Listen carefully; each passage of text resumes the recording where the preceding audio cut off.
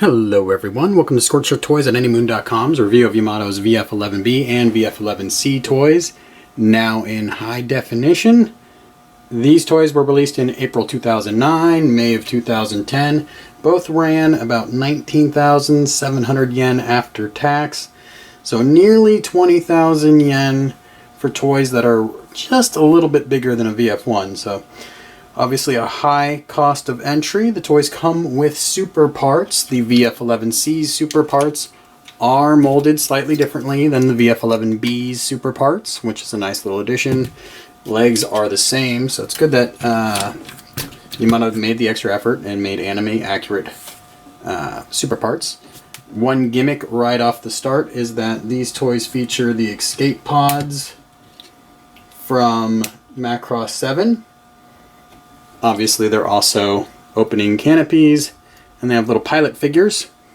The pilot figure that comes with the VF11C is just a little horrible marshmallow nobody. The pilot figure that comes with the VF11C toy is an improved version of Isamu from the 160 YF19 toys. So, that's the starting point here. These toys feature, as most Yamato high-end toys do, removable heat intake covers that expose the turbine underneath, and integrated landing gears. The landing gears on these toys on the rear are pretty shallow, so they have a little twist mechanism and then they collapse. It can be a little frustrating to get these out. The tires often come off. They are little rubber tires on there. The VF11C toy has a little bit of an issue keeping its gun straight. That's not an issue with the VF11B toy because the gun's handle is much larger. In fighter mode, these toys are excellent representations of the line art. They really capture the spirit of the toy. Fins, I guess, could be larger in the back, but Yamato has incorporated a nice little mechanism for sliding the fins and then collapsing them. So they got as much real estate as they could out of them, which is nice. Let's go ahead and move through the different modes and check out Gearwalk. Alright, before we discuss Gearwalk mode, let's discuss the guns that came with the toy. The 11B comes with this green gun with a removable top that shows the inner details in a nice kind of coppery color, along with the swing out bayonet. The 11C toy comes with what looks more like a pea shooter. It also has a removable top,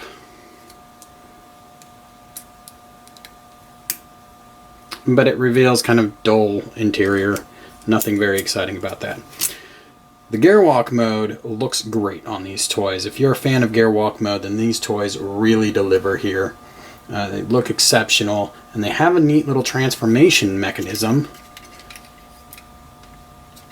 that I think really makes everything worthwhile, and that's this slide out peg here, which causes the back to be locked in position in this mode. So when you have the super parts, as you see with the 11C toy there, everything stays together nice and good, tight.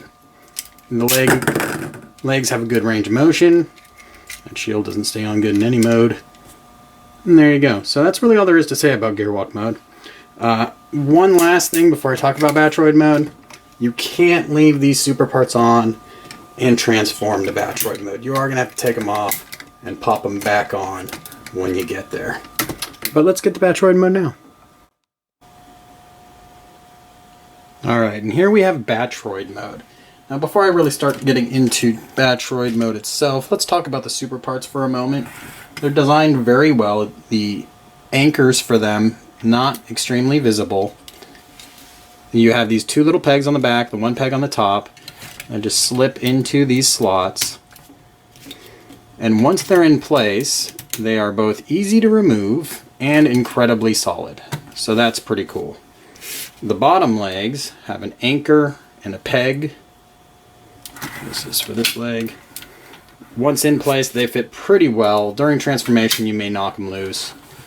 But the magnet is pretty strong, and everything looks good when it comes together. Now, on the VF11B toy, they're kind of molded in the exact same plastic as the toy itself. So the leg armors particularly don't really add much visually. But what are you going to do? Now, let's talk business. the heat shield, if it falls down on you, isn't transformed properly. But getting it transformed properly is pretty difficult. Watch my transformation guide. I'll try to give you some pointers there. That's the only part of transformation that's at all awkward. Otherwise, I really enjoy transforming this toy. What I don't enjoy is the shield on the arm that pops off very quickly, easily, and frustratingly. The VF11C toy, I guess, is a little bit better. Still not good. I also don't enjoy the elbow articulation, which gets you all of 90 degrees. Also, the shoulder articulation doesn't come straight out. You'd have to pivot the whole thing, but it does pivot to its credit. So, very limited arm articulation. That really drives me bonkers.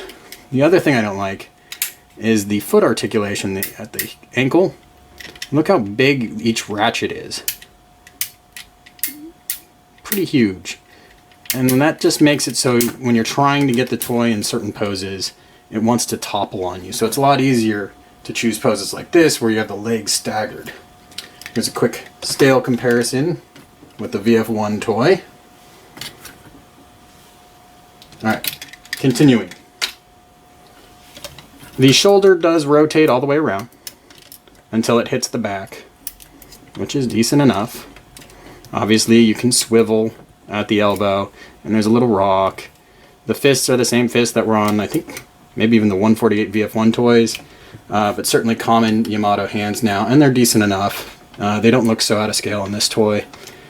Head up and down, left and right, the gun on top, back and forth. Your hips are limited. Ooh, I will talk to you about that in a second. The hips are limited by the wings and this, heck if I know what you would want to call that, but the body of the toy.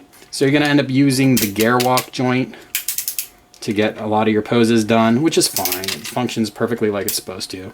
The knee goes back 90 degrees, forward some, more if you cheat and pull it out a little bit. And obviously you have a swivel point, and I've already talked about the ankle articulation.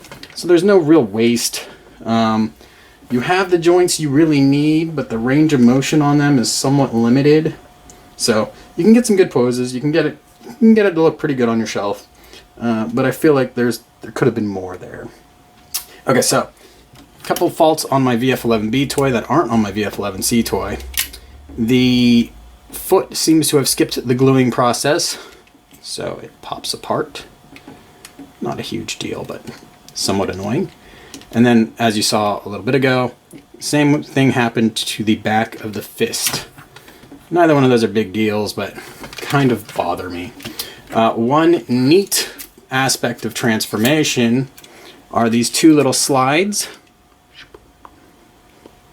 And what they do is they push up. See if I can show you. And again, I have a transformation guide that will show you everything in better detail. Maybe I should try this one. It helps to have very long fingernails, which apparently I do not at the moment. Okay.